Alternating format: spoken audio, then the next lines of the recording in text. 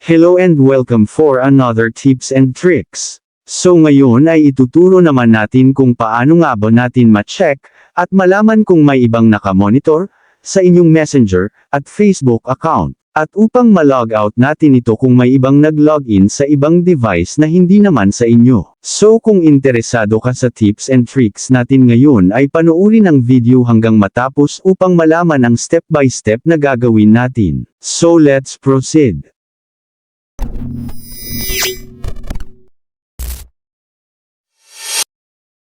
First step para malaman kung may ibang nakamonitor sa ating Facebook at Messenger account, ay i-open ang Messenger. Then i-click ang menu sa may ibaba. Pagkatapos ay i-click ang Settings. Then dito ay scroll nyo lang at hanapin nyo naman ang Privacy and Safety. Then i-click nyo ito. Then dito ay i-click nyo naman ang End-to-End Encrypted Chat. Pagkatapos dito, ay i-click nyo naman ang Security Alert sa ibaba ng Message Storage.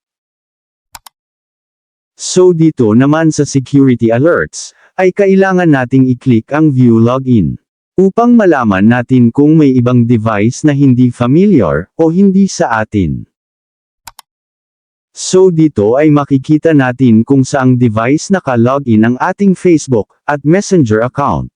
Kung mapapansin nyo ay parehong sa Galaxy M53 naka-login ang aking Facebook at Messenger account, which is ito mismo yung ginagamit ko na phone.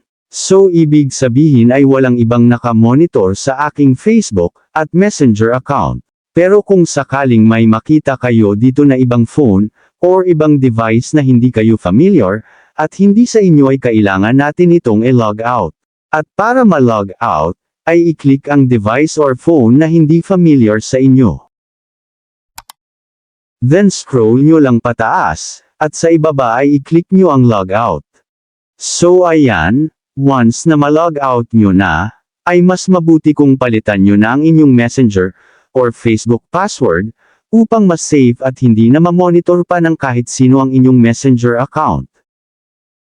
So ayan, sana po ay nagustuhan nyo ang video natin ngayon, at maraming salamat po sa mga nag-subscribe, at kung bago ka palang napadaan sa channel na ito, at gusto mo ng mga ganitong video, ay huwag po sana kalimutang mag-like, subscribe, at pindutin ang notification bell button, upang updated po kayo once na mag-upload ako ng bagong video.